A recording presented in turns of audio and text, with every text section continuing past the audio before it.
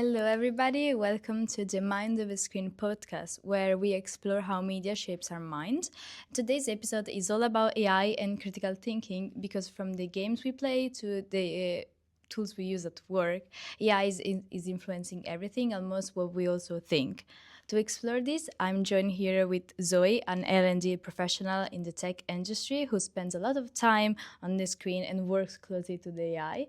Thank you so much, Zoe, for being here. It's a pleasure for me. And we can start with your journey, if it's okay with you. How did you get into the world of AI, and what does your work in the tech actually involve? Thank you so much. Thank you so much for welcoming here and you let me talk about something I really have close to my heart. So how AI came into my world, it was like 3 years ago when my flatmate just opened the door of my room and she said, hey, look at a poem that my boyfriend wrote actually about their dog. And that moment was actually super shocking for me. And I was really curious of how it's possible that an AI, a tool, a machine can write something so good actually. And fast forward to today, I'm obsessed about learning more about AI, making sure that I use it in the best way possible. I am a learning and development specialist working in a company called SoSafe. It's a cybersecurity awareness based in Germany. And actually, I care deeply about topics like how people learn, how people think, how people make decisions, actually. And that's also part of my role. And I, fast forward to 3 years later, I am developing gems on Gemini. I build GPTs on ChatGPT. I use everyday generative AI at my work. And I feel confident, I would say, but it has absolutely, changed everything, the way we work, the way we do everything. So, yeah. Thank you so much for sharing all of this. It's so incredible. And I mean, for me too, when I was younger, my way of thinking regarding technology, it was completely different. Do you think it evolved in a way how you use technology? Because I think in these 3 years you learned a lot and you also changed the way you work. I assume. Yeah, absolutely. So, funny thing, I'm a little bit older than you. So I must say that some years ago, not many years ago, I was using technology to maybe write an email or just open my laptop and answer to some messages on Facebook, or even, post something on Facebook where my friends would see when they would be opening their laptops. So that was the technology for me back then. But right now, AI and generally technology is, the environment I live in, technically. I'm Greek, I live in Italy, and I work for a German company, which means that all day I spend with technology, communicating, learning, working. I use technology every day, all day. In a way, in a sense, like I order my food online, like I do everything online, right? So it's really shaping my life in a sense. And again, it started like 10 years ago by just opening my Facebook and then closing my laptop and moving on with my life. But now it's part of my life. So yeah, it has changed a lot. Yeah, I think for everybody. I mean, if I think of myself in middle school, I wouldn't even know how to write an email probably. Yeah. And right now, as you said, we spend a lot of time with technology, with social media, to call the Uber, to connect with our friends and family that are abroad. So it's actually a very important part, I think, of everybody's life. Do you think that this type of world, the technology, AIs, can be connected to the critical thinking, to the consumption of critical media consumption? If you can talk a little bit more about this part. Thank you. Absolutely. So my friends are going to laugh with that, but actually critical is a Greek word, and it means being able to judge something wisely, not in a negative way, but actually in a curious way. So understanding what an input and pausing 1 second until you understand, until you process the information you're receiving, and also reflecting and thinking before you believing something or taking something for granted. And I feel the critical mass consumption in the era of AI and social media is more crucial than ever, simply because we receive tons of information every day, and we are the generation we are actually receiving it the most. Like we grew up receiving lots of information from everywhere, from the social media, from AI, from Google, from search machines, like everywhere.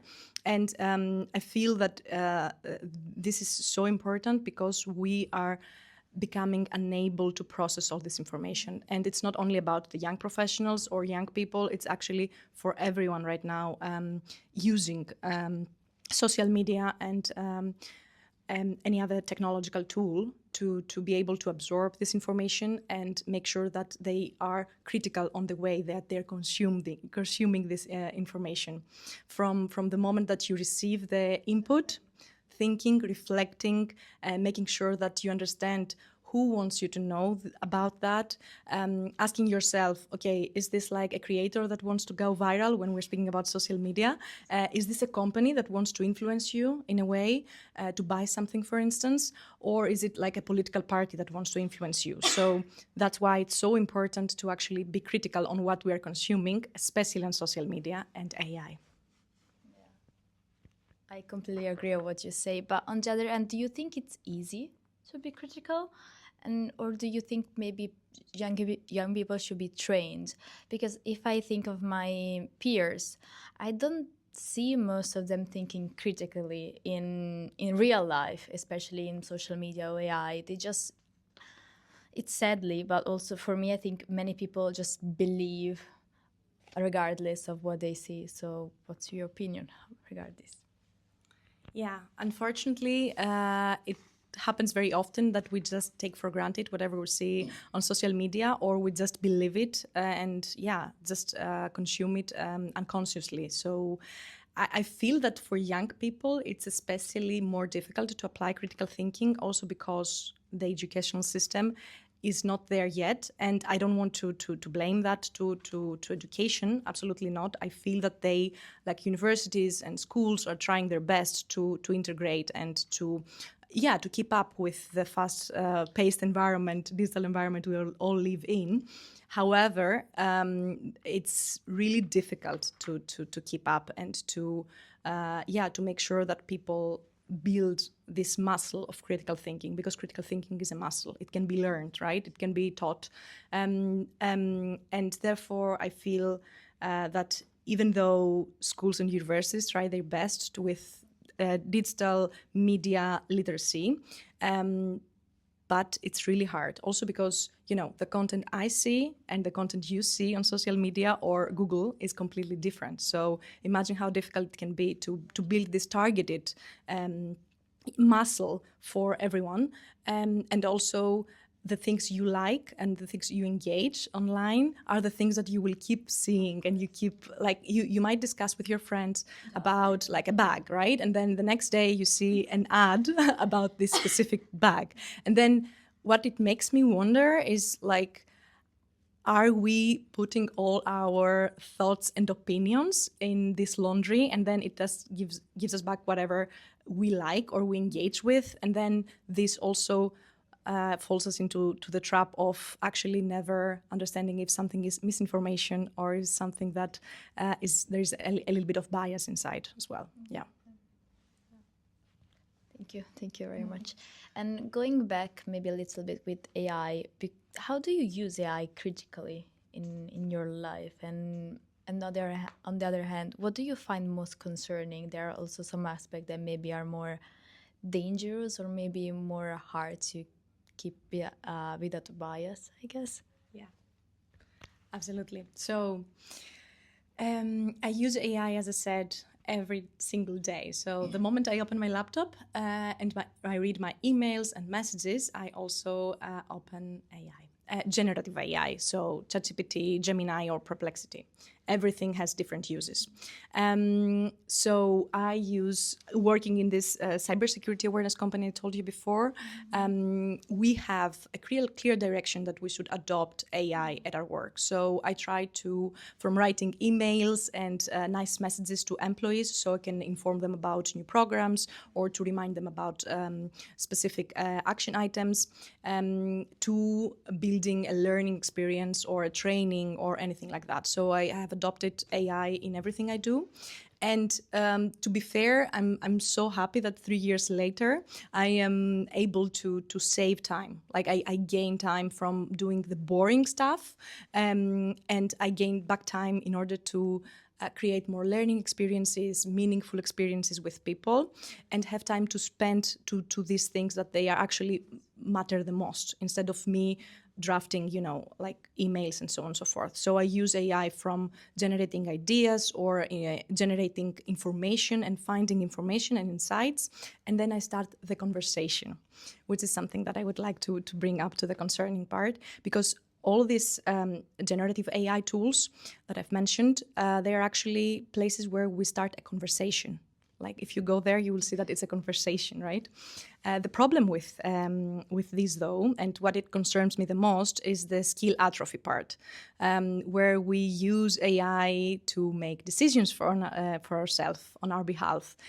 We use AI to base our opinions or judgments on everything. We replace our thinking, actually, instead of using AI in order to be a thinking partner. So like a tool that can actually helps us challenge our thoughts or find our biases, or help us be stronger in the way we present something or we write an email. It has become a little bit more like, just a replacement of our brain.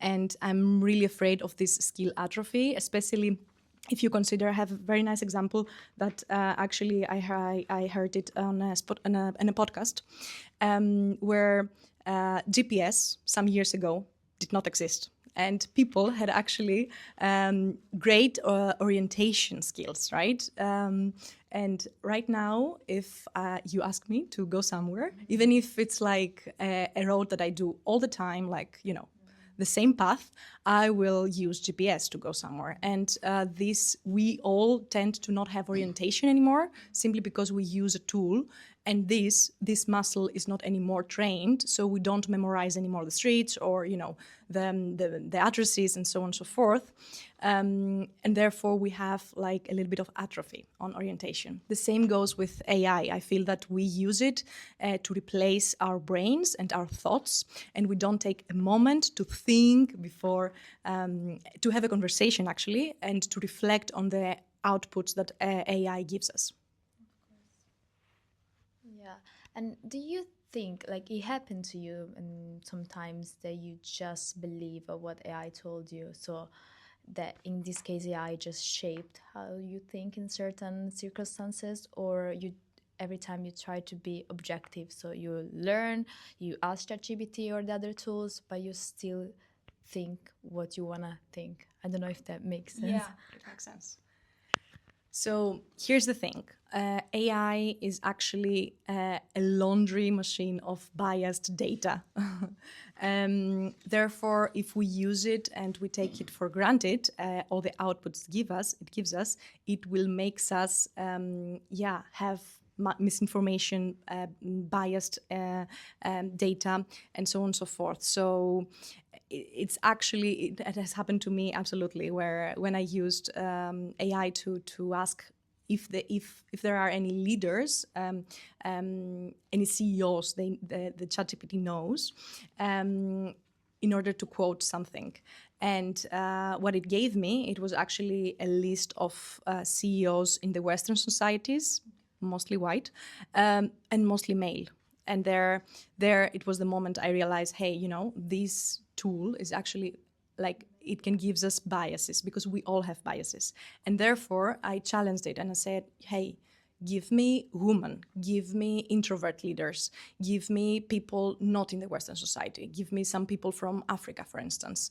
And therefore, that's the very important aspect of using AI, to pose and to always make a conversation. Never get the very first response that AI will give you. Ask more conversations and use it actually to challenge your thoughts, to challenge your biases, to challenge your ideas, and have a conversation. Yeah. Thank you. Thank you so much. Or your answers are so incredibly enlightening for me that I completely see what you say. I agree with everything. So maybe let's go back a little bit with critical thinking. So in this world where AIs create so much what we consume, from the news to the content to the bags we like, as you said, how do we stay awake so let our brain works as well and not trust AI so much? Yeah, I think you can find many techniques to do that, right? What it works for me is that pose that I mentioned before. When I'm triggered by something, let's talk a little bit about social media and the recommendation systems, okay, that they use also AI. These ones will give me content that will trigger my emotions. So every time I see something, I try to pause, think, and reflect on that and ask the right questions, actually, before I believe it, before I engage with that content. And later, what I would also feel that is very important, actually, is to always double check the resources. Like, we are bombarded with some news and events and stories and viral things. We should always double check other resources before we believe something and before we just go. And the third tip I would give, especially when it comes to AI, is actually to use multiple resources before you decide on something. Like, AI can be your thinking partner, can generate ideas and information for you, so you don't do any more boring things, but you can actually use it for you to make you more strong. Stronger in debates, stronger in public speaking, stronger in writing emails, stronger in everything. But just make sure that you use it for you and it does not use you. I completely agree. I cannot say I always say I agree, but I really do. And why do you think this topic that we are talking about, so the AI and critical thinking, is important in this kind of society, especially for young people? Because I think that most of them, they don't realize the danger that also AI can generate, and they just trust. They don't think anymore. It's sadly to say, but I can also see my brother, he's 19, and he just spends his all day online, but not in the critical and the way that you described, as we learn from AI, that we can improve something, like our skills to public speaking and more, but we still think the way we do, rather than just, okay, AI told me this. For example, a few weeks ago, I saw this podcast online that was about a little kid that killed himself because AI told him to do so. And it's crazy and it's scary for me to think that people can do such thing just because AI told you so. Even it's so crazy to me. So yeah. I kind of feel that we all talk about AI everywhere, especially if you are young professionals and you start your job right now. You might have been bombarded about AI. And we don't talk a lot about the impact it has to young people. I was absolutely shocked in a negative way about what happened to this kid. I've read also this news. And what I might say is that it's actually very crucial that we talk about AI and young generations. And when it comes to the work aspect, I would say that we are so bombarded and we also are asked to use AI at work, but we are not trained. And that it all ends up there. So we are not trained to use and apply critical thinking. We don't take a moment to reflect on the answers we get, on the content we receive, and we're just always like, just go with the flow and scroll and keep scrolling every day and keep getting the information just from AI and without thinking and reflecting on these ones. And I kind of feel for young professionals as well, is that, I'm not the person who's going to say, don't use AI if you're young, for sure not. I'm going to be the person to say, potentially, train yourself on AI. Make sure that you equip yourself and you know of the dangers, and because we spoke about the skill atrophy before, but there are also many more risks and dangers AI can entail. For instance, on the data we input there, like what happens to this data, happens to this personal information we share with AI. What someone, a close friend of mine, told me recently is that AI will not replace our jobs, not all at least. Some of them, unfortunately, yes. But it will actually replace the people that they don't know how to use AI in a critical way. And I kind of, second that, because I feel that the more I use AI and the more I see other people using AI, I can tell the difference between the people that they have spent time to use AI and to apply critical thinking and give me an output, instead of the people that they have just wrote something on the chat and then they just copied and pasted. And you can see this difference between professionals. So that's also something that it would be useful for young professionals to talk about. And absolutely, again, we are not trained enough. And I feel that, like even governments, schools, universities, they should take more act on providing more clarity on, AI and also how we use it and what's the impact also it has in our lives and on the decisions we make every day. Because if I see, for example, my university years, my professor were actually quite old, so I don't see them knowing the AI world.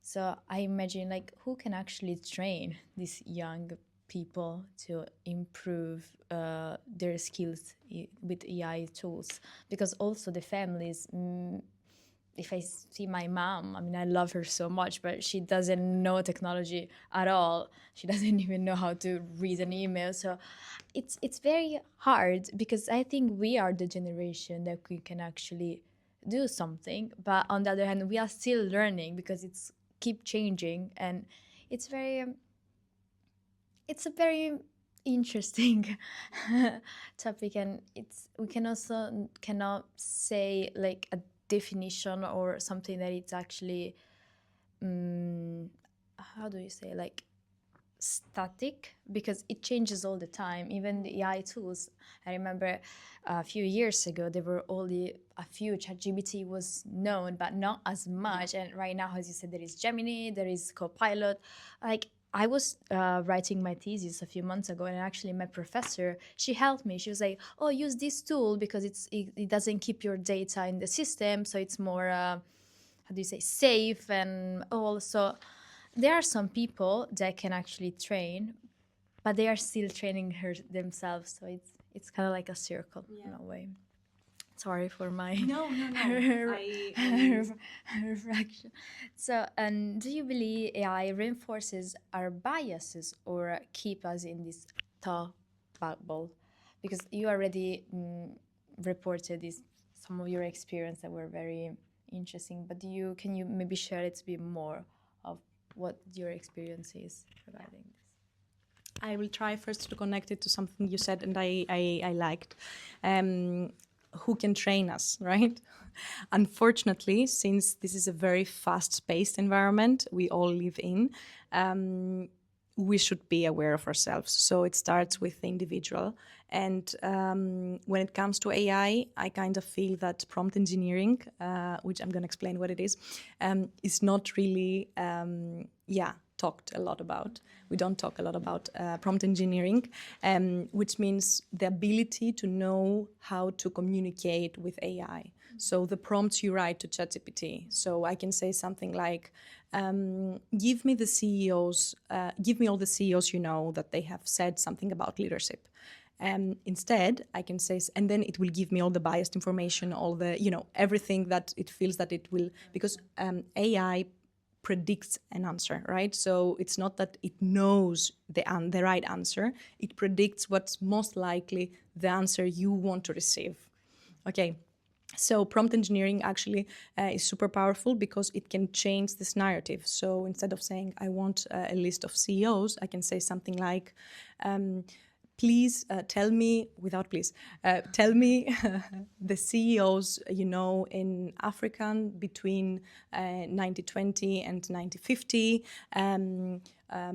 as if you were someone very intelligent, and because I want to use it for a training about X, Y, and Z, and the audience will be people managers, and I want your tone to be friendly. This is all about prompt engineering, to understand, to give an input to AI that we upfront ensure that it will not be biased, because we have guided.